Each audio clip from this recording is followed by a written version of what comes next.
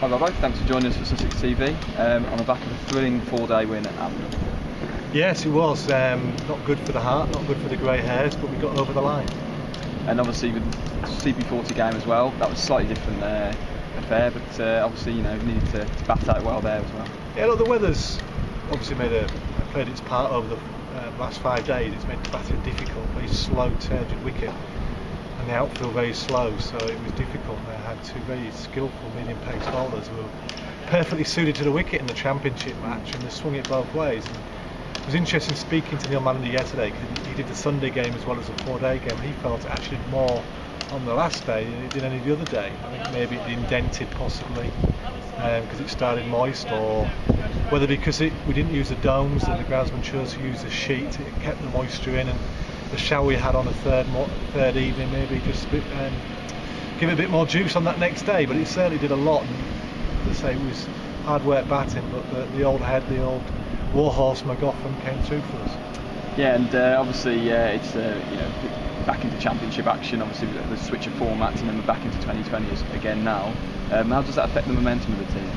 Well, it does do, of course it does. From a championship point of view, you've got to be tighter, don't you, and bat for long periods. I think Yards is innings in the first innings, and Ben Brown showed admirable composure, and it didn't really look like they were going to get out really. But you know that if you get on the wrong side of one, lose your balance fractionally on a slow wicket, you're going to be in trouble. 42 LBWs. So you do change momentum. It was a nightmare wicket for Luke Wright to play on. He was a stroke maker, and he liked to hit the ball hard. The last thing you can do is attempt those things on that. So, and from a one-day point of view, you're winning. You want to just keep playing one-day cricket, don't you? You want that quarter-final to come pretty soon after that last group stage match. And you haven't, you've got a break. But that's the same for all the teams. We're all in the same boat. The nice thing is we've come off on two thrilling back-to-back victories. Looking forward to tomorrow night, big quarter-final here against Gloucestershire, and it's going to be a big crowd, and obviously that's a totally different atmosphere to what was at Arundel the last 5 days, really.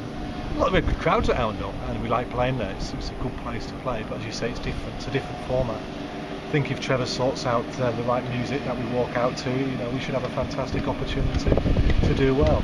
But Gloucester, they've qualified in their own right. They've got the best off spinner probably the world's ever seen, really, in Europe, and there'll be a test. Hamish Marshall, etc. We can't take anything lightly, but the nice thing is we've got a good forecast, great weather forecast. Tickets have been going really, really well. I think there's only a few left in the certain areas of the ground, so the ground should be buzzing, and everybody gets behind us, and we make it an intimidating atmosphere for the opposition to play in. And just looking ahead to the game, obviously any team news for tomorrow night at the moment? Well, we're hopeful Matt is going to be back. I think if he comes out of today's innings unscathed, we should be able to have him tomorrow, but we're waiting for that official confirmation from Andy Clark. That'll be big news for us, and big boost for the club. Everybody else is fine. Scott's thumbs, he hasn't batted for a while, that's the only slight concern, but it's due to lack of opportunity more than anything.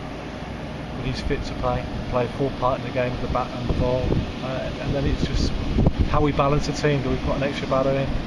Do we keep both the wrist spinners in? Just want to come back in however we want to flex the team. And it's a big prize, isn't it, for tomorrow night? Obviously finals day, and then obviously Champions League on top of that, and hopefully going all the way in the t20. I took over from Pete in 2006, and in that period I think we've not qualified once in the whole of that period to the quarter-finals, and we've won 2 quarter-finals and lost 2. So it's neck and neck, isn't it? I think it's time to go 3-2 up. Hopefully have a great day at Cardiff. Thanks, Robbo.